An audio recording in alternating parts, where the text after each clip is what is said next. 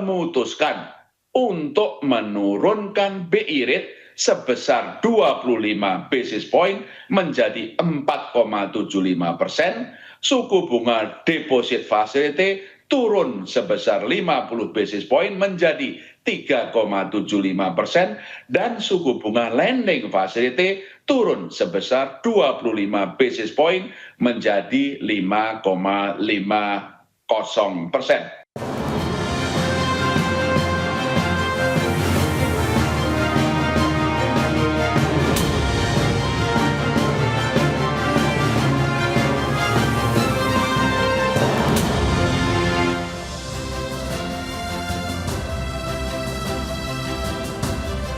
Halo pemirsa, apa kabar Anda hari ini? Langsung dari studio IDX Channel Jakarta, saya Prasetyo Wibowo kembali menyapa Anda dalam program Market Review yang akan mengupas isu-isu yang menjadi penggerak ekonomi di Indonesia. Live streaming kami bisa Anda saksikan juga di idxchannel.com, dan langsung saja kita mulai Market Review selengkapnya.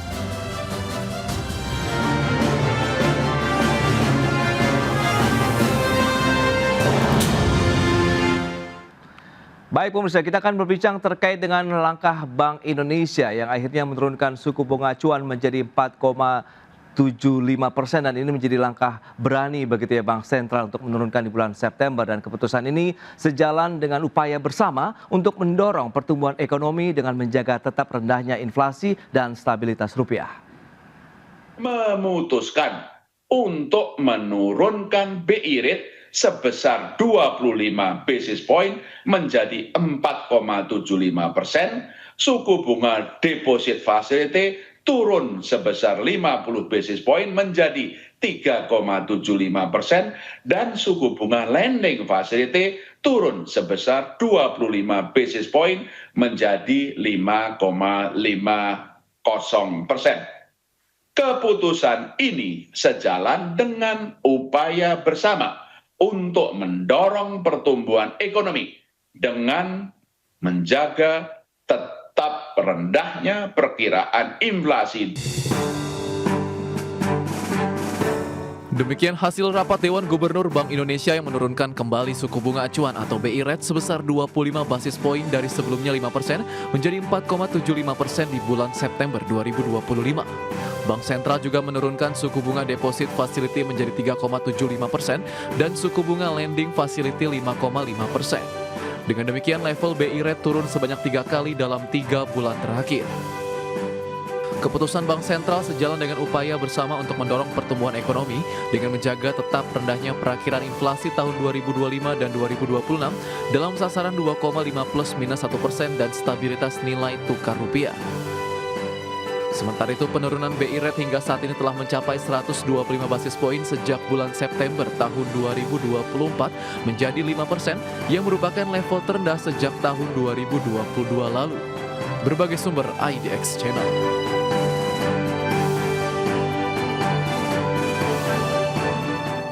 Ya, pemirsa, untuk membahas tema kita kali ini, pacu ekonomi Bank Indonesia turunkan BI rate menjadi 4,75%. Kita sudah tersambung melalui Zoom bersama dengan Bapak Ajib Hamdani, Ketua Komite Tetap Bidang Fiskal Kadin Indonesia. Langsung saja kita sampaikan. Halo Pak Ajib, apa kabar? Baik, Mas Pras. Baik, terima kasih juga atas waktu yang sempatkan. Ini menarik kalau kita cermati langkah berani lagi diambil oleh Bank Sentral kita begitu ya, untuk menurunkan suku bunga acuan BI rate. Bagaimana Anda melihat begitu? Apakah memang ini sudah sesuai dengan konsensus mungkin dari sisi pelaku usaha sendiri, Pak Ajib?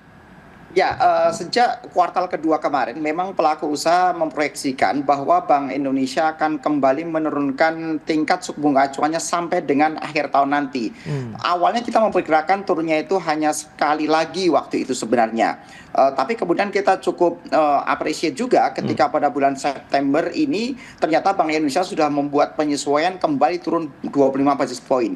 Tapi memang Mas Pras, ini menjadi suatu hal yang wajar ketika kemudian kita melihat bagaimana Pak Prabowo Subianto itu mempunyai target pertumbuhan ekonomi yang begitu eskalatif. Kita dengar kemarin bahwa Pak Prabowo itu mempunyai target di tahun 2025 ini pertumbuhan ekonominya mencapai 5,3%. Ini menjadi pondasi untuk bagaimana tahun 2026 nanti bisa naik menjadi 5,4%. Tapi coba kalau kita berkaca pada 2025 ini dulu, di mana pertumbuhan ekonomi di kuartal kuartal 1 kemarin 4,87% Mas Pras. Kemudian di kuartal kedua ini melonjak cukup signifikan menjadi 5,12%. Tapi problemnya adalah di kuartal ketiga ini biasanya, ini berbicara biasa, trennya cenderung menurun dibandingkan dengan kuartal kedua. Karena kuartal kedua dan ketiga ini biasanya agak rendah dibandingkan kuartal 1 dan keempat nanti. Poinnya adalah kemudian Pak Prabowo dan pemerintah itu ingin mendorong insentif-insentif termasuk insentif moneter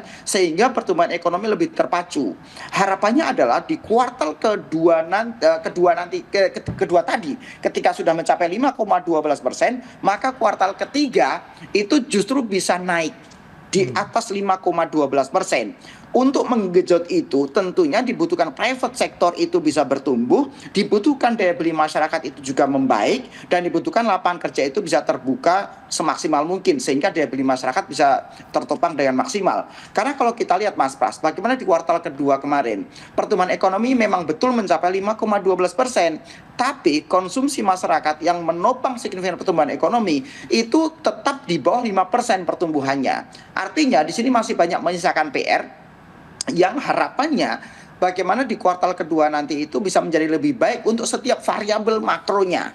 Jadi bagaimana kuartal ketiga nanti itu bisa tumbuh di atas 5,12%. Salah satunya adalah Bank Indonesia mendorong tingkat suku bunga acuannya turun yang tadinya 5% menjadi 4,75%. Ini yang kita lihat. Jadi bagaimana kondisi makronya, kemudian bagaimana kebijakan moneternya, apalagi sekarang kita lihat Mas Pras bahwa pemerintah cukup cakep dan cukup cantik dalam mendorong bauran kebijakan fiskal dan moneter. Bagaimana kita lihat kemarin ada program dari Kemenko Ekonomi, program 8+4+5 misalnya. Kita lihat bahwa di situ banyak sekali program insentif fiskal maupun insentif moneter untuk bisa mendongkrak pertumbuhan ekonomi, dan itu sejalan dengan target Presiden untuk pertumbuhan ekonomi bisa mencapai 5,3% secara agregat untuk akhir tahun ini. Kira-kira demikian itu teman-teman pengusaha lihat Mas Pras. Betul, karena memang ini upaya untuk membangun bersama begitu ya ekonomi Indonesia begitu. Berarti ini bauran kebijakan fiskal moneter bisa dikategorikan seperti itu untuk bisa mendorong lagi bagaimana tingkat penyaluran kredit perbankan begitu akan semakin mudah, atau bagaimana dengan adanya penurunan suku bunga acuan ini? Dan kita lihat bahkan seorang pemegang kebijakan fiskal, seorang Menteri Keuangan Pak Purbayudi Sadewa ini kan seorang yang sangat moneteris. Beliau sangat concern dengan bagaimana likuiditas harus lebih banyak mengalir di sistem keuangan Indonesia, harus lebih banyak kemudahan-kemudahan para pelaku usaha untuk bisa mendorong pertumbuhan ekonomi. Jadi kalau 10 tahun terakhir Mas Pras, kalau kita lihat polanya adalah itu bagaimana government spending itu menjadi pendorong pertumbuhan ekonomi. Makanya kita hanya stuck di angka 5%. Dan kalau kita lihat sekarang stylenya, kita lihat gayanya, itu pemerintah ingin mendorong bagaimana sektor swasta itu juga ikut menjadi salah satu lokomotif untuk menggerakkan perekonomian, dan salah satunya adalah mengguyur pasar dengan likuiditas. Nah, ini yang memang kita harapkan. Yang penting ini bisa tetap terukur sehingga satu sisi inflasi bisa cukup terkendali, tapi yang lebih pentinglah pertumbuhan ekonomi bisa maksimal. Tapi kalau kita lihat dari sisi inflasinya Mas Pras, bahwa sebenarnya kita masih terkendali kok. Inflasi kita di bulan Agustus kemarin masih sekitar angka 2,37%, masih di bawah target di kerangka ekonomi makro kita yang mencapai 2,5%. Artinya dengan tingkat inflasi yang masih controllable, yang masih terkendali, maka yang menjadi PR selanjutnya adalah bagaimana kita bisa mendorong pertumbuhan ekonomi yang lebih eskalatif. Kebijakan moneter sekarang itu diharapkan itu bisa mendorong pertumbuhan ekonomi yang lebih masif. Demikian Mas. Baik, kita akan cermati juga bagaimana dengan kinerja penyaluran kredit perbankan, karena data OJK per Juli ini juga ada penurunan dari sisi penyaluran kredit perbankan. Nih Pak Ajib, dari pergerakan secara tahunan, year to date bahkan bulanan. Kita akan bahas lebih jauh di segmen berikutnya. Kita akan jeda dulu sebentar ya. Dan pemirsa, kami akan segera kembali usai pariwara berikut ini.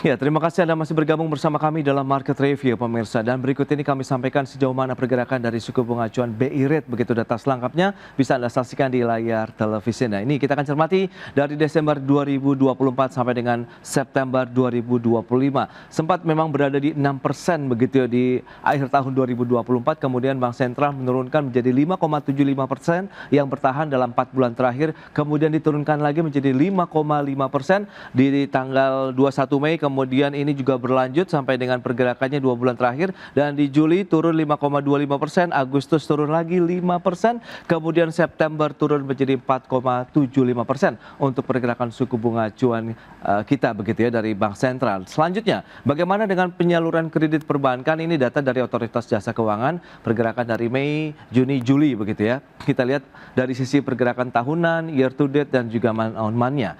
Baik, di Juli kita lihat sudah mencapai 8.043 triliun rupiah untuk penyaluran kredit ya. Dan ini memang dari sisi nilai ada penurunan dibandingkan dengan Juni. Sementara dari sisi kinerja prosentasenya juga turun dari 7,77% menjadi 7,03%. Itu secara tahunan. Sementara year to date-nya dari 2,9% menjadi 2,7%. Juga turun. Man on month-nya atau man to month-nya dari 0,78% menjadi minus 0,21% untuk penyaluran kredit di bulan Juli 2025. Selanjutnya dari sisi penggunaan kredit perbankan. Nah, ini dia.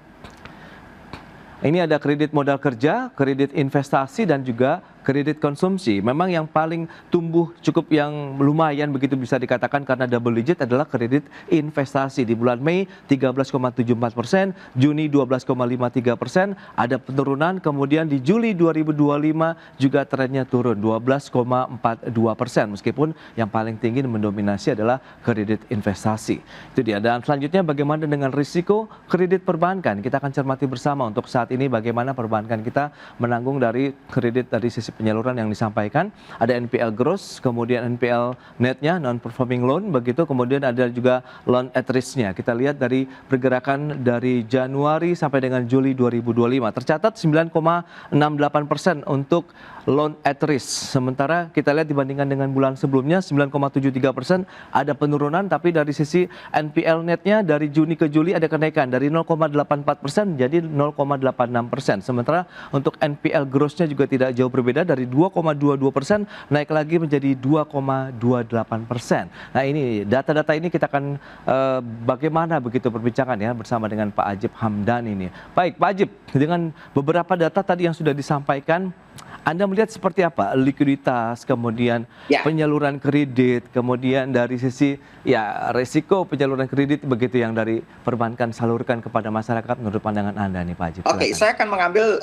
dua angka indikator yang ada di perbankan dan likuiditas. Satu berbicara masalah pertumbuhan kredit atau lending growth. Tadi Mas Pras menyebutkan bahwa bulan Juli kita lending growth hanya 7%-an sebenarnya, 7,03% Mas Pras. Padahal sebenarnya idealnya itu dan targetnya itu mencapai 8% sampai dengan 11%. Artinya ini masih jauh di bawah dengan target pertumbuhan kredit di tahun 2025. Dan satu lagi sebenarnya Mas Pras, ada data namanya loan to deposit ratio sebenarnya. Yaitu perbandingan loan-nya, perbandingan kreditnya dibandingkan dengan depositnya atau DPK-nya, dana pihak ketiga. Di Indonesia itu LDR kita ini hanya mencapai 87,69% Mas Pras. Sebenarnya idealnya itu bisa sampai dengan 92%. Artinya sebenarnya kekeringan likuiditas itu bukan ada di perbankan. Kekeringan likuiditas itu ada di pasar sebenarnya. Sehingga seharusnya bagaimana likuiditas yang ada di perbankan itu disalurkan ke mekanisme pasar, bagaimana ke private sector, dan harus didorong pada sektor-sektor yang produktif sehingga membuat nilai tambah yang maksimal. Bukan di sektor konsumtif juga, karena sektor konsumsi itu otomatis akan naik, daya beli masyarakat akan naik ketika kemudian terjadi job creation dari sebuah sistem ekonomi dan sistem bisnis private sector yang terbangun dengan maksimal. Nah, kondisi-kondisi ini yang perlu dicermati dengan baik. Dan bahkan kalau kita lihat bagaimana kredit sebesar 8.043 triliun pada bulan Juli 2025 ini Mas Pras, itu hanya sekitar 18% yang ke UMKM, hanya di angka kira-kira 1.500 triliun. Nah, rasio-rasio ini yang saya pikir harus menjadi alat, harus menjadi dasar untuk pemerintah bisa mengambil kebijakan, baik dari fiskal maupun moneter, sehingga kemudahan insentif-insentif bisa tepat sasaran. Dan kita pikir dengan kebijakan moneter yang menurunkan 25 basis poin suku bunga acuan itu menjadi salah satu bagian insentif moneter untuk lebih banyak mendorong likuiditas dari perbankan masuk ke private sector, masuk ke sistem keuangan Indonesia. Ini yang sekali lagi menjadi awareness dari teman-teman pengusaha, Mas Pras. Sekali lagi, kekeringan likuiditas itu bukan ada di pasar, bukan ada di market, tapi perbankan juga masih punya likuiditas itu. Dan harapan kita kemudian ketika Kementerian Keuangan melalui peraturan Menteri Keuangan PMK nomor 276 taruh uang 200 triliun di sistem keuangan, ini harus langsung disalurkan kepada masyarakat. Kalau ini kembali mengendap, maka juga akan menjadi beban juga buat perbankan. Karena saya pikir bunga 4% yang harus mereka bayarkan juga angka yang cukup signifikan. Demikian, Mas Pras. Baik Pak Ajib. Ini menarik untuk dicermati. Dan sudah bergabung ini nampaknya Pak Joshua Pardede, Kepala Ekonom PT Bank Permata Tbk. Pak Ajib, langsung saja kita sapa ini. Halo Pak Joshua, apa kabar? Kabar baik, Mas Pras. Baik, terima kasih juga atas waktu yang disempatkan. Pak Joshua tadi sudah berbincang cukup panjang ini bersama dengan Pak Ajib ya terkait dengan penurunan suku bunga acuan. Nah, bagaimana kalau Anda melihat begitu dengan langkah yang sudah ditempuh, sudah diambil Bank Sentral kita dengan menurunkan kembali menjadi 4,75% dari ekonom sendiri. Apakah sudah sesuai dengan konsensus sendiri atau bagaimana Pak Joshua? Ya, memang sekalipun memang ini di luar perkiraan ekonom dan juga pasar ya, dari konsensus ya. Namun kami melihat bahwa kebijakan BI tersebut ya tadi untuk mendukung all out, untuk mendukung pertumbuhan. Dan ini kalau kita mengikuti dari press release siaran pers RDG BI di bulan ini, kata pertumbuhan itu muncul 34 kali. Sementara itu di saat bersamaan kata stabilitas muncul lebih sedikit 18 kali. Artinya memang stance kebijakan moneter BI saat ini memang cenderung all out ya untuk mendukung pertumbuhan ekonomi. Dan seperti tadi Pak Ajib sampaikan bahwa kalau kita bicara dalam hal transmisi, ini transmisi dari suku bunga perbankan itu masih terbilang lambat. Nah, oleh sebab itulah makanya Bank Indonesia memutuskan kembali lagi memangkas suku bunganya untuk bisa mendorong mempercepat ya transmisi di penurunan suku bunga perbankan, baik itu di suku bunga dana pihak ketiga dan juga suku bunga kreditnya. Dan ini pada akhirnya nanti akan bisa menstimulasi dalam hal baik itu dari sisi sektor lapangan usaha khususnya yang memang berkontribusi besar ya dalam kredit, dan juga dalam hal ini konsumsi ya untuk bisa menyerap kredit tersebut ya, karena pada kenyataannya yang kita lihat bahwa masih terjadi undisbursed loan ya sekitar 23% dari plafonnya, sehingga memang kenapa masih ada keengganan ya untuk para pelaku usaha ataupun debitur yang belum memakai fasilitas kreditnya. Tentunya ini hal-hal tadi ya berkaitan dengan ketidakpastian dari global, lalu juga dari sisi kepastian dari kebijakan ekonomi domestiknya. Ini beberapa hal yang harus kita lihat bersama, jadi bukan semata-mata semuanya bisa diselesaikan oleh penurunan suku bunga saja, tapi juga perlu dikombinasikan juga dengan beberapa kebijakan fiskal yang harus lebih ngelit untuk bisa tadi menjawab beberapa tantangan ya dalam hal bagaimana masalah terkait dengan daya beli masyarakat dan juga dalam hal confidence level dari sisi lapangan usaha ataupun pelaku usaha agar bisa lebih meningkat lagi ke depannya. Nah, Pak Joshua, lantas seberapa efektif kalau misalnya Bank Sentral akhirnya menurunkan suku bunga acuan dalam beberapa bulan terakhir ini untuk penyaluran kredit, menggerakkan sektor real? Karena ini kan sudah disampaikan oleh Pak Peri adalah upaya bersama nih untuk mendorong pertumbuhan ekonomi. Sementara kan tadi transmisinya juga tidak secepat itu yang diharapkan, sehingga kan masyarakat mungkin tidak bisa merasakan mungkin suku bunga pinjaman yang terjangkau misalnya begitu, Pak. Iya, nah oleh sebab itulah makanya kalau kita melihat di RDG bulan ini yang menariknya biasanya suku bunga acuan BI rate itu biasanya penurunannya sejalan dengan juga penurunan lending facility rate dan juga deposit facility rate. Nah, namun yang terjadi pada RDG bulan ini deposit facility rate-nya diturunkan lebih dalam lagi 50 basis poin. Yang artinya memang ini untuk bisa mengencourage ya perbankan untuk bisa mengoptimalkan likuiditasnya ini, either tadi utamanya untuk bisa menyalurkan kredit kepada sektor real ya. Itu karena tadi kalau dia nggak bisa menempatkannya di placement di BI, karena tadi BI pun juga saat ini sudah mulai membatasi ya kuota penempatannya di BI, sehingga memang tentunya perbankan harus lebih muter otaknya ya, apalagi dengan khususnya bank-bank himbara yang sudah ditempatkan dananya oleh pemerintah seperti 200 triliun, tentunya ini harus lebih kreatif lagi untuk menyalurkan kreditnya kepada sektor real.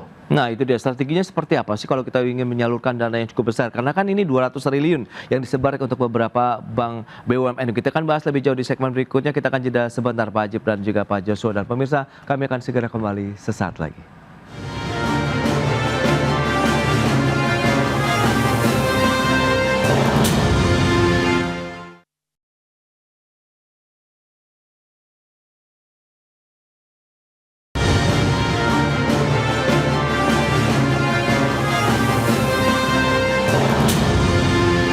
Baik, pemirsa, kita lanjutkan kembali perbincangan bersama dengan Bapak Ajib Hamdani, Ketua Komite Tetap Bidang Fiskal Kadin Indonesia, kemudian Bapak Joshua Pardede, Kepala Ekonomi PT Bank Permata Tbk. Baik, dengan beberapa strategi yang harus diterapkan, kalau memang ini dana masif yang ada di likuiditas perbankan saat ini, kemudian harus disalurkan, kemudian Bank Sentral bahkan ikut juga berpartisipasi dengan menurunkan suku bunga acuan. Anda melihat Pak Joshua, apa yang harus segera dilakukan? Mekanisme ataupun strategi apa yang bisa segera dilakukan begitu, sehingga nanti penyalurannya bisa menggerakkan lagi sektor real, membangkitkan lagi daya beli masyarakat begitu, Pak Joshua? Ya, pada dasarnya sebenarnya perbankan itu, bankers itu adalah akan jeli ya, mencermati sektor-sektor mana saja yang cenderung prospektif ya, sehingga kalau kita melihat mengapa tadi pertumbuhan kredit melambat, tentu berarti ada indikasi bahwa sektor-sektor ataupun kondisi ekonomi memang cenderung mengalami pelambatan ya. Sekalipun memang data kuartal kedua di atas 5%, tapi pada kenyataannya yang real terjadi di lapangan adalah memang kondisi ekonominya memang terjadi pelambatan, daya beli melambat, dan juga dari sisi ekspansi bisnisnya pun juga kebutuhan pembiayaannya pun juga menurun ya, sehingga memang yang harus dilakukan sekali lagi adalah yang perlu diberikan sinyal ya dari pemerintah terkait dengan kepastian kebijakannya, lalu juga terkait juga dengan bagaimana insentifnya. Sudah ada paket kebijakan 8+4+5 ya, dan ini diharapkan kembali lagi mungkin mesti ada tambahan juga, khususnya untuk memberikan insentif tambahan lagi buat industri padat karya yang memang cenderung mungkin mendapatkan tekanan ya. Misalkan kita melihat dari beberapa sektor industri padat karya, misalkan manufaktur, tekstil, garment, alas kaki, dan juga furniture yang mungkin terkena dampak dari pengenaan tarif reciprocal tarif dari Trump. Ini tentunya akan terkena dampak dari kenaikan biaya produksinya. Selain itu pun juga tentunya pemerintah juga perlu memberikan fokus lagi ke tambahan kepada UMKM yang tadi disebutkan oleh Pak Ajib sendiri, bahwa komposisi kredit UMKM saat ini pun juga relatif cenderung menurun kuenya, karena pertumbuhannya dalam setahun terakhir ini terus mengalami perlambatan, dan ini cenderung pertumbuhan kredit korporasi ini cenderung lebih cepat dibandingkan kredit UMKM, sehingga bagaimana dari sisi pemerintah ya, Kementerian Koperasi dan UMKM meningkatkan kualitas ataupun meningkatkan produktivitas dari koperasi dan UMKM yang ada di Indonesia, dan juga bagaimana juga nanti produktivitas dari program Koperasi Merah Putih ya, ini harapannya bisa meningkatkan, bisa menggenjot lagi kredit UMKM ke depannya, agar porsi dari UMKM ini bisa meningkat, dan juga kontribusi dari segmen bisnis UMKM pun juga akan bisa meningkat lagi untuk mendukung pertumbuhan ekonomi ke depannya. Baik, nah Pak Ajib sendiri melihat bagaimana kalau dari sisi Kadin begitu, dengan membanjirnya likuiditas di perbankan kemudian harus segera disalurkan, apakah ini menjadi semacam oase baru begitu yang bisa dimanfaatkan untuk bisa melakukan ekspansi bisnis lebih jauh, atau Anda melihat masih ada tantangan dari sisi demand-nya sendiri nih di pasar domestik, Pak Ajib? Ya, masih di mute, Pak. Maaf, satu sisi kita melihat dari supply side-nya, dari pihak private sektornya, kedua dari demand side-nya, dari daya beli masyarakat. Kita lihat supply side-nya, bahkan begini Mas Pras, sebenarnya Kadin mempunyai 4 program namanya Quick Win yang menjadi bagian pendorong cita-citanya Pak Prabowo Subianto, misalnya berbicara makan bergizi gratis misalnya. Kadin sudah membangun sekitar 270 SPPG, sentra dapur yang mendorong di masing-masing daerah. Dan sebenarnya kalau kita ingin mengeskalasi program-program seperti ini, maka dibutuhkan likuiditas lebih di pasar, karena satu dapur itu tidak kurang dari 1,5 sampai 2,5 miliar untuk satu titik, Mas Pras. Padahal budget untuk masyarakatnya itu sudah disediakan oleh APBN. di tahun 2025 ini sudah ada 171 triliun budget, tapi serapannya sangat rendah. Kalau tidak salah baru sekitar 10%. Dan bahkan di pidato kenegaraan 15 Agustus kemarin, Pak Prabowo menyampaikan di tahun 2026 nanti budget untuk MBG itu kira-kira di angka 330 triliun. Nah, hal seperti ini kan kemudian harus disikapi dengan cepat oleh pelaku usaha sebenarnya.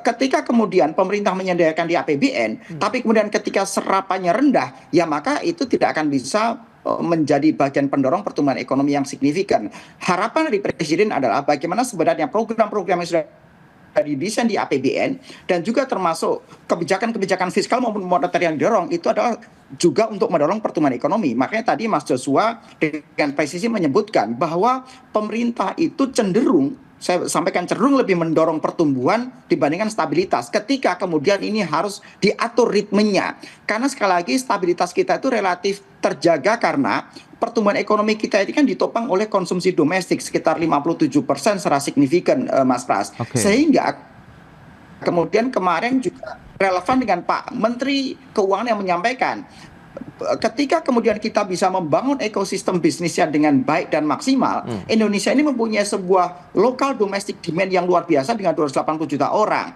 Sehingga supply side-nya ini, sisi private sektornya didorong dengan maksimal. Dan Kadin mempunyai program-program quick win yang mendorong ke arah sana. Kemudian kedua tentang demand side-nya, tentang daya beli masyarakat. Begini Mas Pras, kalau kita lihat bahwa bagaimana program pemerintah ini harus fokus, setiap program-program yang ada itu pro dengan yang namanya job creation.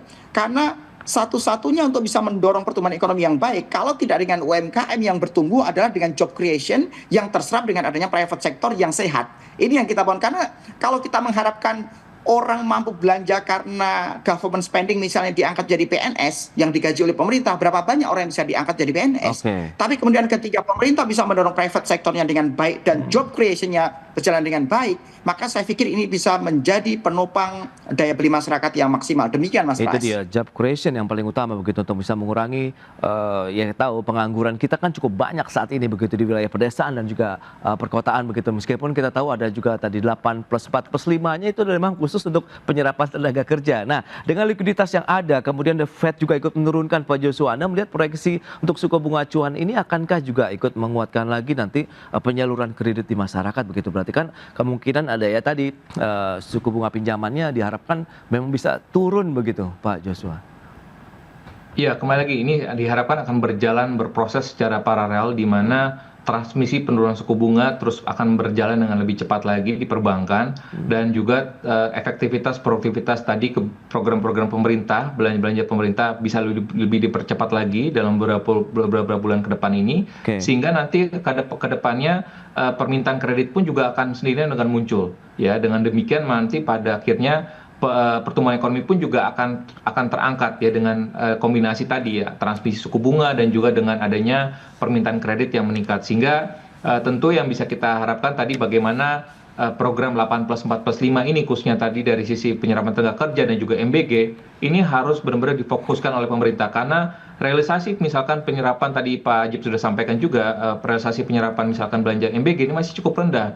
Jadi harusnya bisa menjadi Pak Menkyu Purbaya harus bisa mempercepat kembali lagi sebagai Menkyu yang baru, membuat terobosan-terobosan baru agar program-program prioritas pemerintah ini bisa terakselerasi dengan lebih cepat lagi, sehingga daya dorongnya di berbagai daerah di Indonesia ini pun juga bisa lebih cepat lagi untuk bisa mendorong permintaan kredit tadi.